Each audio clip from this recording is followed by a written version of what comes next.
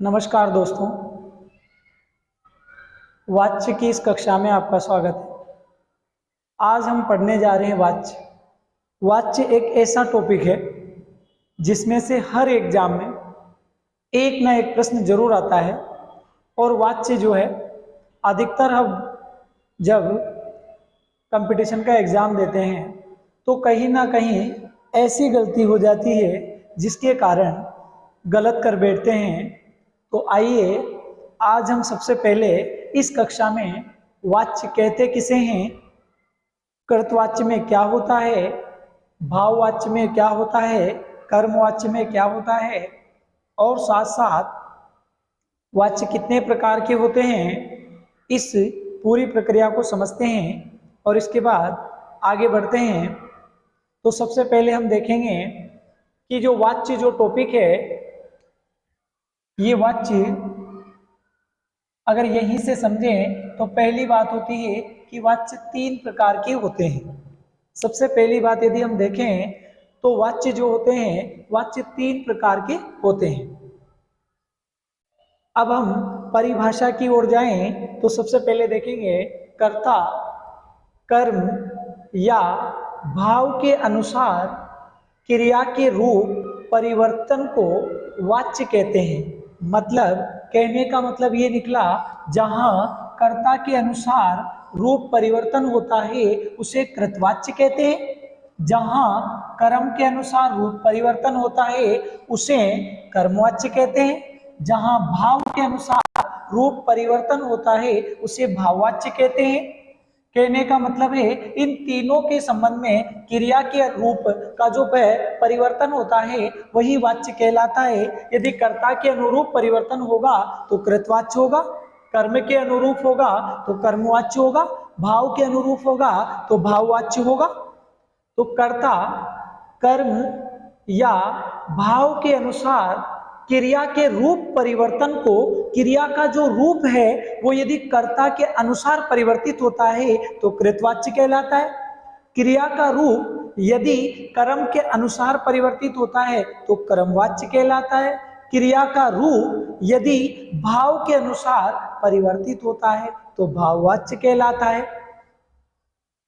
तो क्रिया के रूप परिवर्तन को वाच्य कहते हैं। तो हमने यहां सीखा कि कहने का मतलब ये है क्रिया का जो रूप है वो जिसके अनुसार परिवर्तित होता है वो वाच्य बन जाता है। जैसे कर्ता के अनुसार परिवर्तित होगा तो कृतवाच्य कहलाएगा, कर्म के अनुसार परिवर्तित होगा तो कर्मवाच्य कहलाएगा, भाव के अनुसार परिवर्तित होगा तो भाववाच्य कहलाएगा।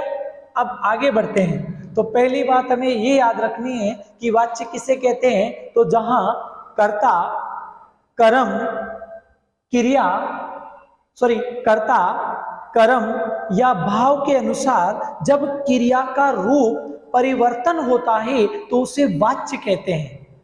कहने का मतलब यदि कर्ता के अनुसार क्रिया का रूप परिवर्तित होता है तो कृतवाच्य, कर्म के अनुसार होता है तो कर्मवाच्य, भाव के अनुसार होता है तो भाववाच्य। आगे बढ़ते हैं। दूसरे शब्दों में ध्यान से देखिएगा, दूसरे शब्दों में वाक्य में किसकी प्रधानता है। कहने का मतलब है जो हम वाक्य पढ़ेंगे उस वाक्य में किसकी प्रधानता है। क्या कर्ता की प्रधानता है? यदि कर्ता की प्रधानता है तो कृतवाच्य हो जाएगा। यदि उस वाक्य में कर्म की प्रधानता है तो कर्मवाच्य हो जाएगा। यदि उस वाक्य में भाव की प्रधानता है तो भाववाच्य हो जाएगा। लाइन हमें स्पष्ट कह रही है कि दूसरे शब्दों में वाक्य में किसकी प्रधानता है। आखिर कर्ता की प्रधानता है, कर्म की प्रधानता है, क्रिया की प्रधानता है, भाव की प्रधानता है। तो तीनों में से किसकी प्रधानता है। यदि कर्ता की प्रधानता है तो कृतवाच्य, कर्म की प्रधानता है तो कर्मवाच्य, भाव की प्रधानता है तो भाववाच्य। अर्थात क्रिया के लिंग वचन, अर्थात क्रिया के लिंग वचन और पुरुष कर्ता के अनुसार होंगे या कर्म के अनुसार होंगे अथवा स्वयं भाव के अनुसार होंगे, इसका बोध जो कराता है, इसका बोध जो कराता है उसे वाच्य कहते हैं। कहने का मतलब है कि क्रिया के लिंग, वचन और पुरुष कर्ता के अनुसार परिवर्तित होंगे तो कृतवाच्य, कर्म के अनुसार होंगे तो कर्मवाच्य, भाव के अनुसार इनका बोध होगा तो भाववाच्य। सिंपल सी बात यह है कि यदि क्रिया के लिंग और क्रिया का लिंग, क्रिया का वचन और क्रिया का जो पुरुष है यदि कर्ता के अनुसार होगा तो कृतवाच्य, यदि ये चीजें कर्म के अनुसार होंगी तो कर्मवाच्य, भाव के अनुसार होंगी तो भाववाच्य।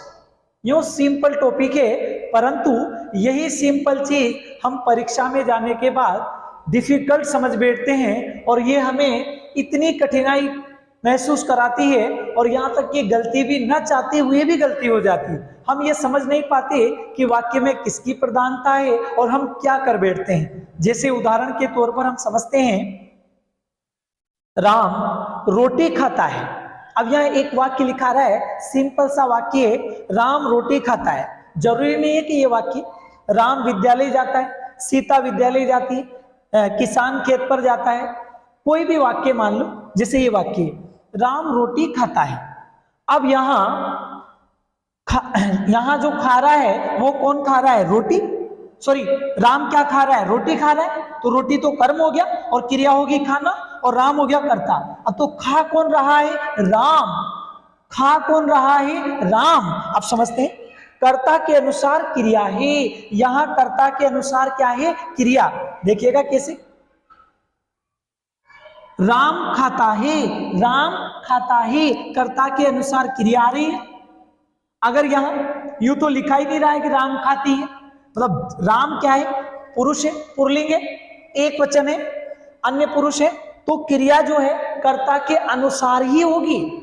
कृतवाच्य में क्रिया कर्ता के अनुसार ही होगी। सीधी सीधी एक मंत्र याद रखें, सीधा सीधा एक मंत्र, बिल्कुल सिंपल मंत्र याद रखें कि जैसा कर्ता होगा वैसी क्रिया होगी, जैसा हमारा कर्ता होगा वैसी हमारी क्रिया होगी। अब यहां लिखा रहा है कि राम जो है पुल्लिंग है तो क्रिया पुल्लिंग में आनी चाहिए, राम जो है एक वचन है तो क्रिया एक वचन में आनी चाहिए। अब यहाँ स्पष्ट दिख रहा है राम रोटी खाता है, राम खाता है, तो जैसे राम पुल्लिंग है तो यहाँ क्रिया भी पुल्लिंग के रूप में आ रही, खाता है। यहाँ खाती थोड़ी आ रहा है, तो सीधा सीधा समझे कर्ता के अनुसार क्रिया आ रही है।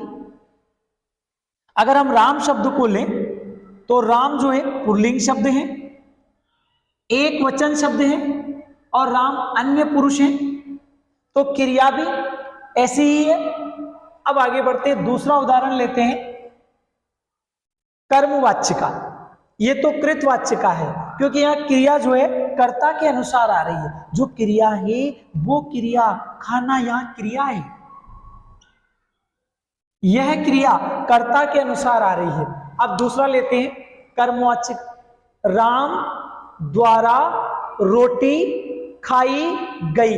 राम द्वारा, राम द्वारा रोटी खाई गई।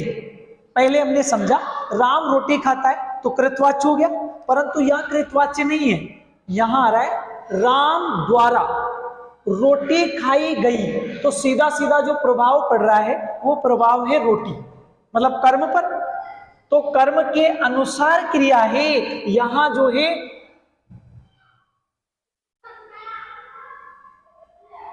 क्रिया जो है किसके अनुसार आ रही है? कर्म के अनुसार। राम के द्वारा क्या खाई गई? रोटी खाई गई। राम के द्वारा क्या खाई गई? रोटी खाई गई। देखो स्पष्ट आ रहा है, राम खाई गई, वैसे गलत हो रहा है, तो कर्ता के अनुसार क्रिया नहीं आ रही है। क्रिया जो आ रही है, क्रिया आ रही है कर्म के अनुसार, कर्म के अनुसार। देखिएगा, कर्म के अनुसार क्रिया आ रही है, बिल्कुल राइट है, क्योंकि कर्म के अनुसार ही कर्मवाच्य में क्रिया आती है। कर्म की प्रधानता है, ऐसे ही समझ में आ रहा है। राम द्वारा रोटी खाई गई, रोटी खाई गई, राम द्वारा क्या खाई गई? रोटी। राम द्वारा रोटी खाई गई तो रोटी जो है यहाँ प्रदान हो रहा है कर्म, और कर्म के अनुसार ही क्रिया आ रही है, इसलिए इसमें कर्मवाच्य है। अब आगे बढ़ते हैं। यहां जो रोटी दे रखा है तो कर्म है रोटी, रोटी हमने अभी समझा, रोटी जो है कर्म है, खाई गई जो है क्रिया है, और ये जो क्रिया है, ये जो क्रिया है, ये क्रिया इसके अनुरूप आ रही है, और ये क्या है, ये कर्म है, और कर्म के अनुसार क्या आ रही है, क्रिया। और जहां कर्म के अनुसार क्रिया आती है वहां कर्मवाच्य होता है। आगे बढ़ते हैं। ये जो रोटी दे रखा है, अब हम समझते हैं कि रोटी शब्द किस लिंग में है। आप खुद ही समझ सकते हैं, रोटी जो शब्द होता है वो स्त्रीलिंग का है, रोटी जो शब्द है स्त्रीलिंग है, राम जो है पुल्लिंग है। यूं ही समझ में आ रहा है, राम एक वचन में है तो रोटी भी एक ही वचन में, देखो स्पष्ट लिखा रहा है, रोटी रोटियां थोड़ी लिखा रहा है, रोटी तो स्त्रीलिंग शब्द है, एक वचन में है और अन्य पुरुष है, तो क्रिया भी इसी के अनुरूप आ रही है। आगे बढ़ते हैं। सीता से चला नहीं जाता, तीसरा लेते, सीता से चला नहीं जाता। अब यहां भाव के अनुसार क्रिया है, भाव के अनुसार क्रिया है, किसके अनुसार, भाव के अनुसार, और भाव कौन सा है, चला नहीं जाता। क्या है, चला नहीं जाता। सीता समझिएगा, मैं जो बताना चाह रहा हूं उसको समझिएगा। यदि सीता के अनुसार क्रिया होती तो यहां जाति शब्द आता, समझिएगा, सीता के अनुसार यदि क्रिया होती तो यहां जाति शब्द होती, लेकिन सीता के अनुसार क्रिया नहीं है, जो क्रिया है वो भाव के अनुरूप है। सीता से चला नहीं जाता, चला नहीं जाता, इसको नहीं है, चला नहीं जाता, नहीं जाता, तो सीता के अनुसार क्रिया नहीं है, क्रिया जो आ रही है भाव के अनुसार आ रही है, और जहां क्रिया भाव के अनुसार आती है वहां भाववाच्य होता है। कहने का मतलब है इस वाक्य में, इस वाक्य में, इस वाक्य में भाव की प्रधानता है। किसकी प्रधानता है, भाव की। जैसे हम और उदाहरण समझे, घोड़े से दौड़ा नहीं जाता, स्पष्ट लिखा रहे, तो कहने का मतलब है यहां इस वाक्य में भी भाव की प्रधानता है। अब ये जो चला जो है इसको समझते हैं, चला जो भाव वाला जो शब्द है पुल्लिंग शब्द है, बिल्कुल सही है, एक वचन है और अन्य पुरुष है, तो इसी के अनुरूप जो है क्रिया आ रही है, इसी के अनुरूप क्या आ रही है, क्रिया। क्रिया भी पुल्लिंग में होगी, क्रिया भी पुल्लिंग में होगी, क्योंकि अगर सीता के अनुसार क्रिया आती तो यहाँ स्त्रीलिंग में क्रिया होती और कर्तवाच्य होता, परंतु सीता के अनुसार नहीं आ रही है, यहाँ भाव के अनुसार आ रही है, और जहाँ भाव के अनुसार क्रिया आती है वहाँ भाव, जहाँ भाव के अनुसार क्रिया आती है पुरुष वचन लिंग होता है, वहाँ भाववाच्य होता है। तो अब आगे समझते हैं, तो इसमें जो हो जाएगा भाववाच्य हो जाएगा, सिंपल सा वाक्य है। तो इस प्रकार हमने ये कृतवाच्य वाला उदाहरण समझा, कर्मवाच्य वाला समझा, भाववाच्य वाला समझा। अब हम इस वाच्य शब्द को जो है पूरे विस्तृत रूप से पढ़ेंगे कि वाच्य जो है कितने प्रकार के होते हैं, कर्मवाच्य किसे कहते हैं, कृतवाच्य किसे कहते हैं, भाववाच्य किसे कहते हैं, कृतवाच्य को और विस्तृत रूप से पढ़ेंगे। सबसे पहले लेते हैं वाच्य के भेद कितने होते हैं, वाच्य के भेद 3 होते हैं। सबसे पहला वाच्य कौन सा होता है, तो सबसे पहला जो वाच्य होता है उसे कहते हैं कृतवाच्य। कृतवाच्य में कर्ता की प्रधानता होती है। दूसरा कौन सा होता है, दूसरा होता है कर्मवाच्य, कर्मवाच्य में कर्म की प्रधानता होती है। तीसरा होता है भाववाच्य, भाववाच्य में भाव की प्रधानता होती है। इस प्रकार आज हमने वाच्य शब्द को पढ़ा। वाच्य कहते किसे हैं, तो सीधी सीधी परिभाषा थी, कर्ता कर्म या भाव के अनुसार क्रिया के जो रूप का परिवर्तन होता है उसे वाच्य कहा जाता है। कर्ता कर्म भाव के अनुसार जहां क्रिया के रूप का परिवर्तन होता है उसे वाच्य कहते हैं। और वाच्य 3 प्रकार के होते हैं, कृतवाच्य, कर्मवाच्य, भाववाच्य। कृतवाच्य में कर्ता की प्रधानता होती है, अर्थात क्रिया कर्ता के अनुसार आती है। कर्मवाच्य में कर्म की प्रधानता होती है, क्रिया कर्म के अनुसार आती है। और भाववाच्य में भाव की प्रधानता होती है, क्रिया भाव के अनुसार आती है। तो क्रिया का जो लिंग वचन होता है वो भाव के अनुसार होता है। कृतवाच्य में क्रिया का लिंग वचन कर्ता के अनुसार होता है। कर्मवाच्य में क्रिया का लिंग वचन कर्म के अनुसार होता है। भाववाच्य में क्रिया का लिंग वचन भाव के अनुसार होता है। इस टॉपिक को हमने अच्छे से पढ़ा और इस कक्षा को यही विराम देते हैं। मिलते हैं अगली कक्षा में। धन्यवाद।